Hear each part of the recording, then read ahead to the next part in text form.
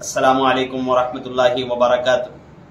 मैं हाफिज इस्माइल आपका मेज़बान और आप तमाम का हमारे इस चैनल पब्लिक वॉइस टीवी में इस्तकबाल है। चलिए नाजरीन, आज की एक अहम खबर की तरफ हम रुख करते हैं।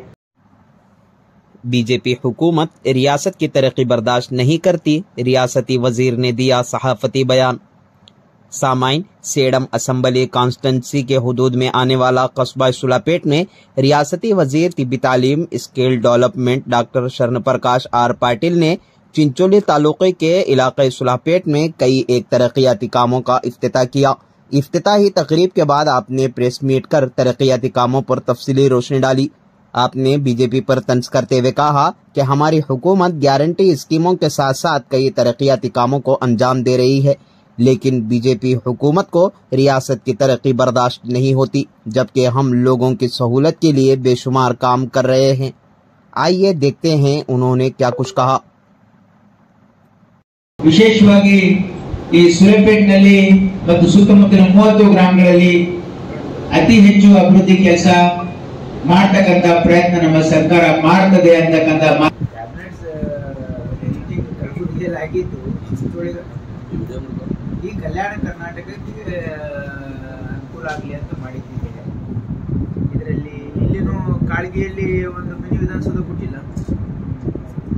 ಮೊದಲೇ ಸೆಲೆಕ್ಷನ್ ಸೆಲೆಕ್ಷನ್ ಯಾರು ಮಾಡ್ತಾರೆ? ಕ್ಯಾಬಿನೆಟ್ ಅಪ್ರೂವಲ್ ಅಂದ್ರೆ ದುಡ್ಡು ಕೊಟ್ಟಂಗೆ ಅದಕ್ಕೆ. ಈ ಚಿಂಚೋಳಿ ನಮ್ಮ ಕಲಬುರಗಿ ಜಿಲ್ಲೆಯಲ್ಲಿ ಇರ್ತಕ್ಕಂಥ ಎಲ್ಲ ಮಿನಿ ವಿಧಾನಸೌಧಗಳಿಗೆ ದುಡ್ಡು ಕೊಟ್ಟಿದ್ದೀವಿ. ಪ್ರಜಾಸೌಧ ಅಂತೇಳಿ ಹೇಳಬೇಕು ಅಂತ ಕಾಳಿಗೆ ಆಗಿರ್ಬೋದು, ಆಮೇಲೆ ಶಾಬಾದ್ ಆಗಿರ್ಬೋದು, ಕಮಲಾಪುರ ಆಗಿರ್ಬೋದು, ಎಲ್ಲ ಹೊಸ ತಾಲೂಕಿಗೆ ಹಣ ಕೊಟ್ಟಿದ್ದೀವಿ. ಆಮೇಲೆ ಅನೇಕ ಆರೋಗ್ಯ ಇಲಾಖೆಯಲ್ಲೂ ಕೂಡ ಅನೇಕ ಡಿಟೇಲ್ ಬರ್ತದೆ. ಈ ರೀತಿ ಎಲ್ಲ ಕಡೆ ಆಗಿದೆ. ಕಲಬುರಗಿ ಜಿಲ್ಲೆ ಆಗಿರ್ಬೋದು, ಬೀದರ್ ಜಿಲ್ಲೆ ಆಗಿರ್ಬೋದು, ರಾಯಚೂರು, ಯಾದಗಿರಿ ಎಲ್ಲ, ಆಮೇಲೆ ಕೊಪ್ಪಳ, ಬಳ್ಳಾರಿ, ವಿಜಯನಗರ ಎಲ್ಲ ಇದಕ್ಕೆ ಏನಾಗಿದೆ ಅಂದರೆ ಎಲ್ಲ ಶಾಸಕರಿಗೆ ಕೇಳ್ಕೊಂಡ್ರೆ ಆಗಲ್ಲ. ಬಟ್ 100% ನಮ್ಮ ಭಾಗಕ್ಕೆ 11,770 ಕೋಟಿ ಮಾನ್ಯ ಬಿಜೆಪಿ MLC ಎನ್ ರವಿಕುಮಾರ್ ನಿನ್ನೆ ಒಂದು ಆರೋಪ ಮಾಡಿದ್ದಾರೆ. ನಾನು ಉತ್ತರ ಕೊಡ್ತೀನಿ. ಯಾಕಂದ್ರೆ ಬಿಜೆಪಿ ಅವ್ರದ್ದು ಏನಾಗಿದೆ ಅಂತಂದ್ರೆ ಸುಮ್ಮನೆ ಹಿಟ್ ಅಂಡ್ ರನ್, ಏನೋ ನಾವು ಹೇಳ್ಬಿಡೋದು, ಅದೊಂದು ಆರೋಪ ಮಾಡಿ ಸರ್ಕಾರಕ್ಕೆ ಕೆಟ್ಟ ಹೆಸರು ತರಕ್ಕೆ ಪ್ರಯತ್ನ ಮಾಡ್ತಾ ಇದ್ದಾರೆ. ಇದಕ್ಕೆ ಡಿಟೇಲ್ ಆಗಿ ಅದು ಆ ಟೆಂಡರ್ ಅಲ್ಲಿ ಯಾವುದೇ ಅಕ್ರಮ ಆಗಿಲ್ಲ, ನಾನು ಕೇಳ್ಕೊಂಡೆ. ಅದೆಲ್ಲ KDDP ಕಾಯ್ದೆ ಪ್ರಕಾರನೇ ಆಗಿದೆ. ಅದ್ರ ಡೀಟೇಲ್ಸ್ ಅನ್ನ ನಾವು ಬೆಂಗಳೂರಲ್ಲಿ ಒಂದು ಪ್ರೆಸ್ ಕಾನ್ಫರೆನ್ಸ್ ಮಾಡ್ತೀವಿ. ಸರ್, ಗುಲ್ಬರ್ಗದಲ್ಲಿ ಜಯದೇವ ಆಸ್ಪತ್ರೆಯಲ್ಲಿ ಹಣ ಕೊಟ್ಟು ಅದೇ ಯಾರೋ ಒಬ್ರು ಕೆಲವೊಂದು ಆ ರೀತಿ ಮಾಡಿದವರನ್ನ ಅರೆಸ್ಟ್ ಮಾಡಾಗಿದೆ. ಇಬ್ರು ಜೈಲಲ್ಲಿದ್ದಾರೆ. ಅಂದ್ರೆ ನಾವು ಜಯದೇವದಲ್ಲಿ ಉದ್ಯೋಗ ಕೊಡಿಸ್ತೀವಿ ಅಂತ ಹೇಳಿ ಹಣ ಕಲೆಕ್ಟ್ ಮಾಡಿರೋದ್ರಿಂದ ಒಂದು ಪೊಲೀಸ್ ಕಂಪ್ಲೇಂಟ್ ಅನ್ನ ಮಾಡಿ ಇಬ್ಬರಿಗೆ ಅರೆಸ್ಟ್ ಮಾಡಿದ್ದಾರೆ.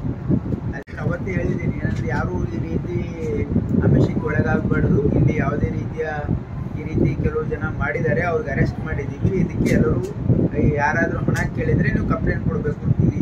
ಈಗಾಗಲೇ ಬಿಜೆಪಿ ರಾಜ್ಯಪಾಲ ನೋಡಿ, ಈಗ ಏನಾಗಿದೆ, ಯಾವುದೇ ನಿರ್ಧಾರ ಸರ್ಕಾರ ತೆಗೆದುಕೊಂಡ್ರೆ ಅದಕ್ಕೆ ಒಂದು ಇದರಲ್ಲಿ ಅಕ್ರಮ ಆಗಿದೆ, ಅವ್ಯವಹಾರ ಆಗಿದೆ ಅಂತೇಳಿ ನಾವು ಕಂಪ್ಲೇಂಟ್ ಕೊಡ್ತೀವಿ, ಗವರ್ನರ್ ಕೊಡ್ತೀವಿ. ಗವರ್ನರ್ ಕಡೆಯಿಂದ ಬಡಿಸ್ತಾ ಇರ್ತಕ್ಕಂಥದ್ದು ಇದು ಪ್ರಜಾಪ್ರಭುತ್ವಕ್ಕೆ ಧಕ್ಕೆ ತರ್ತಕ್ಕಂಥದ್ದು. ಬಿಜೆಪಿ ಹತಾಶ ಭಾವನೆಯಿಂದ ಮಾಡ್ತಿರ್ತಕ್ಕಂಥ ಒಂದು ಕೆಲಸಗಳಿವೆ. ಯಾಕಂದ್ರೆ ಜನ ಅವರಿಗೆ ತಿರಸ್ಕಾರ ಮಾಡಿದ್ದಾರೆ. ಹಾಗಾಗಿ ಅವರಿಗೆ ಏನಾಗಿದೆ ಅಂದ್ರೆ ಅಧಿಕಾರದಿಂದ ಹೊರಗೆ ಇರಕ್ ಆಗ್ತಾ ಇಲ್ಲ. ಹಾಗಾಗಿ ಸರ್ಕಾರದ ಮೇಲೆ ಇಂಥ ಸಲದ ಆರೋಪಗಳನ್ನು ಮಾಡ್ತಾ ಇದ್ದಾರೆ. ಇನ್ನೊಂದು ನಮ್ಮ ಭಾಗಕ್ಕೆ ಏತ ನೀರಾವರಿ ನಿಜವಾಗಿ ಮೊನ್ನೆ ನಾವು ಇಲ್ಲಿ SP ಗೂ ಹೇಳಿದ್ದೀವಿ, ಯಾವುದೇ ರೀತಿಯ ಇಲ್ಲಿ ಮಟ್ಕ, ಆಮೇಲೆ ಗಾಂಜಾ, ಆಮೇಲೆ ಜೂಜಾಟ, ಇದಕ್ಕೆ 0 ಟಾಲರೆನ್ಸ್. ಯಾರು ಇದರಲ್ಲಿ ಪಾಲ್ಗೊಂಡಿರ್ತಾರೆ ಅವ್ರ ಮೇಲೆ ನಿರ್ದಾಕ್ಷಿಣ್ಯ ಕ್ರಮ ಕೈಗೊಳ್ಳಬೇಕು ಅಂತ ಬಹಳ ಸ್ಪಷ್ಟವಾಗಿ ಹೇಳಿದ್ದೀವಿ. ಅದಲ್ಲದೆ ನಮ್ಮ ಸರ್ಕಾರ ಈ ಮಾದಕ ವಸ್ತುಗಳ ಒಂದು ನಿಯಂತ್ರಣಕ್ಕೆ ಒಂದು ಹೈ ಪವರ್ ಕಮಿಟಿನೂ ಕೂಡ ಮಾಡಿದ್ದಾರೆ ಮಾನ್ಯ ಮುಖ್ಯಮಂತ್ರಿಗಳು. ಅಂದರೆ ಗೃಹ ಸಚಿವರ ಅಧ್ಯಕ್ಷತೆಯಲ್ಲಿ, ಅದರಲ್ಲಿ ನಾನು ಒಬ್ಬ ಸದಸ್ಯನಿದ್ದೀನಿ. ಖಂಡಿತವಾಗಿ ನಾವು ಈ ಡ್ರಗ್ ಮೆನೆಸ್ ಇಲ್ಲಿಗಲ್ ಆಕ್ಟಿವಿಟೀಸನ್ನು ಕಂಟ್ರೋಲ್ ಮಾಡಬೇಕಂತ ಸರ್ಕಾರ ಭಾಳ ಒಂದು ಸೀರಿಯಸ್ ಆಗಿದೆ ಅಂತ ಹೇಳ್ತೀನಿ. ಖಂಡಿತವಾಗಿ ಆಮೇಲೆ ಬರೀ ಜಯದೇವ ಆಸ್ಪತ್ರೆ ಅಷ್ಟೇ ಅಲ್ಲ ನೋಡಿ, ಮೊನ್ನೆ ನಾವು Indira Gandhi child institute super speciality ಮಕ್ಕಳ ಆಸ್ಪತ್ರೆ ಒಂದು ಕಲಬುರಗಿಗೆ ಮಂಜೂರು ಮಾಡಿದ್ದೀವಿ. ಬಿಕಾಸ್ ಬಸವಕಲ್ಯಾಣ ಮಾಡಿದೆ ಸರ್, ಎಲ್ಲ ಆಸ್ಪತ್ರೆ ಬಸವನ ಆಸ್ಪತ್ರೆ ಈಗ ಕೆಲವೊಂದು ಆಸ್ಪತ್ರೆಗಳನ್ನು ಮೇಲ್ದರ್ಜೆಗೇರಿಸಿ ಮಾಡಿದ್ದೀವಿ. ಸೇಡಂ ಆಸ್ಪತ್ರೆ 100ರಿಂದ 150 ಬೆಡ್. ಆಮೇಲೆ ಎಲ್ಲೆಲ್ಲಿ ನಮಗೆ ಪೇಷಂಟ್ ಇನ್ಪುಟ್ ಜಾಸ್ತಿ ಇದೆ ಅದನ್ನು ಇನ್ಕ್ರೀಸ್ ಮಾಡ್ತಾರೆ. ಈಗ ನಾನು ಕಳೆದ 1 ತಿಂಗಳಿಂದನೇ KDP ಮೀಟಿಂಗ್ ಮಾಡಿದಾಗ ಡೈರೆಕ್ಷನ್ಸ್ ಕೊಟ್ಟಿದ್ದೆ. ಈಗ ಒಬ್ಬ ಡಾಕ್ಟ್ರು ಪ್ರತ್ಯೇಕವಾಗಿ ಇರ್ತಾ ಇದ್ದಾರೆ, ನೈಟ್ನು ಮಾಡ್ತಾ ಇದ್ದಾರೆ. ಆಮೇಲೆ ಇಬ್ಬರಿಗೆ ಡೆಪ್ಯುಟೇಷನ್ ಕೂಡ ಕೊಟ್ಟಿದ್ದಾರೆ. ಆಮೇಲೆ ನಾನು ಹೆಲ್ತ್ ಸೆಕ್ರೆಟರಿ ಅವ್ರಿಗೂ ಮಾತಾಡಿದ್ದೀನಿ. ಇದಕ್ಕೆ ಈಗಾಗಲೇ ಬಿಲ್ಡಿಂಗ್ ಆಗಿದೆ, ನಾವೊಂದು 74 ಲಕ್ಷ ರೂಪಾಯಿ ಇದನ್ನು ಕೊಟ್ಟಿದ್ದೀವಿ. ಎಕ್ವಿಪ್ಮೆಂಟಿಗೂ ಕೂಡ KKRDB ಮಂಜೂರಾಗಿದೆ. ಹಾಗಾಗಿ ಇದನ್ನು CSA ಅಂತ ಡಿಕ್ಲೇರ್ ಮಾಡಲಿಕ್ಕೆ ಅದು ಅತಿ ಶೀಘ್ರ ಕ್ರಮ ಕೈಗೊಳ್ಳಬೇಕು ಅಂತ ನಮ್ಮ ತಾಲೂಕು ಆಸ್ಪತ್ರೆಗಳು ಭಾಳ ಚೆನ್ನಾಗಿದೆ ಸರ್. ಏನಾಗಿದೆ, ಅಲ್ಟ್ರಾಸೌಂಡ್ ಸ್ಕ್ಯಾನಿಂಗ್ ಸೆಂಟ್ರೇ ಎಲ್ಲೂ ಇಲ್ಲ ಸರ್, ಯಾವ ತಾಲೂಕು ಆಸ್ಪತ್ರೆಯಲ್ಲೂ ಇಲ್ಲ ಸರ್. ಈ ಎಲ್ಲ ಗರ್ಭಿಣಿಯರು ಪ್ರೈವೇಟಲ್ಲಿ ಹೋಗ್ತಾ ಇದ್ದಾರೆ ಸರ್. ಇದರಿಂದ ಏನಾಗ್ತದೆ, ನಮ್ಮಲ್ಲಿ ಇರುವಂಥ ಒಬ್ಬ ಗೈನಿಕ್ ಯಾರೇ ಇದ್ದವರು ಅವರು ಪ್ರೈವೇಟು ನೋಡ್ತಾರೆ ಸರ್, ಇಲ್ಲೂ ನೋಡ್ತಾರೆ. ನೀವು ಅಲ್ಲಿ ಹೋಗಿ ಅವ್ರು ಹೇಳಿದಲ್ಲಿ ಸ್ಕ್ಯಾನಿಂಗ್ ಮಾಡ್ಕೊಂಡು ಬಂದರೆ ಮಾತ್ರ ಅವರು ಇಲ್ಲದ್ರೆ ಅವ್ರು ನೋಡೋಲ್ಲ ಸರ್, ಅಷ್ಟು ಕೇರ್ ಮಾಡೋದು ಸರ್. ಅದಕ್ಕೆ ಅದನ್ನು ಕಡಿವಾಣ ಹಾಕಬೇಕು ಅಂದ್ರೆ ಅಲ್ಲಿ ಕೂಡ ಒಬ್ಬ ರೇಡಿಯೋಲಜಿಸ್ಟ್ ಇಟ್ಟು ಸ್ಕ್ಯಾನಿಂಗ್ ರೇಡಿಯೋಲಜಿಸ್ಟ್ ಸ್ವಲ್ಪ ಶಾರ್ಟೇಜ್ ಇದೆ. ಯಾಕಂದರೆ ನಾವು ಜಿಲ್ಲಾ ಆಸ್ಪತ್ರೆಗಳಲ್ಲಿ ರೇಡಿಯೋಲಜಿಸ್ಟ್ ಸ್ವಲ್ಪ ತೊಂದರೆ ಆಗ್ತಾ ಇದೆ ಸಿಗೋದು. ಖಂಡಿತವಾಗಿ ಅದನ್ನು ಪರಿಶೀಲನೆ ಮಾಡೋಣ ಸರ್. ಯಾಕಂದ್ರೆ ಸರಿ, ಫಾಲ್ಸ್ ಕೇಸ್ ಮಾಡುವಂಥದ್ದು, ಅದಕ್ಕೆ ರಾಜ್ಯಪಾಲರಿಗೆ ಫಾಲ್ಸ್ ದೂರು ಕೊಡುವಂಥದ್ದು, ಈ ಎನ್ ರವಿಕುಮಾರ್ ಅವರ ಆರೋಪ ಇದೆಲ್ಲ ಕೂಡ್ತಾರೆ ನೋಡಿ. ಅವ್ರ ವಿರುದ್ಧ ಏನಾದರೂ ನೀವು ಮಾನಹಾನಿ ಕೇಸ್ ಇದು ಏನು ಹೇಳ್ತಾರೆ, ನಾವೇನೋ ಮಾಡಕ್ಕೆ ಹೋದ್ರೆ ಸರ್ಕಾರ ನಮ್ಮ ಪಕ್ಕ ಬಿಡೋಕ್ಕೆ ಪ್ರಯತ್ನ ಮಾಡ್ತಾ ಇದೆ. ಇದು ಡೆಮೋಕ್ರಸಿ ಇದೆ, ಖಂಡಿತವಾಗಿ ಅವರಿಗೆ ಸ್ವಾತಂತ್ರ್ಯ ಇದೆ. ಆದರೆ ಯಾವತ್ತು ಸರಿ ಯಾವತ್ತು ತಪ್ಪು, ಯಾರ ಹಿನ್ನೆಲೆ ಏನಿದೆ ಅಂತ ತಿಳ್ಕೊಂಡು ಮಾತಾಡಬೇಕು. ನಮ್ಮ ಇಲಾಖೆಯಲ್ಲಿ ಯಾವುದೇ ಅಕ್ರಮ, ಯಾವುದೇ ಭ್ರಷ್ಟಾಚಾರಕ್ಕೆ ಅವಕಾಶ ಇಲ್ಲ. ಪಾರದರ್ಶಕವಾಗಿ ನಾವು ಇಲಾಖೆಯನ್ನು ನಡೆಸಿದ್ದೀವಿ. ಯಾವುದೇ ಟೆಂಡರ್ ಆದರೂ ಕೂಡ 100% ಟ್ರಾನ್ಸ್ಪರೆನ್ಸಿ ಇರುತ್ತದೆ.